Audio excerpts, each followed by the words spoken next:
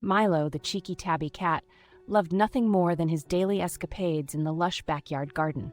His adventures began with a daring leap onto the garden's bird bath, sending splashes everywhere, much to his own shock and the disdain of the garden's avian residents. As Milo tiptoed towards the flower bed, his eyes widened at the sight of a shimmery butterfly, initiating a delightful chase that taught him the lesson of nature's beauty and patience.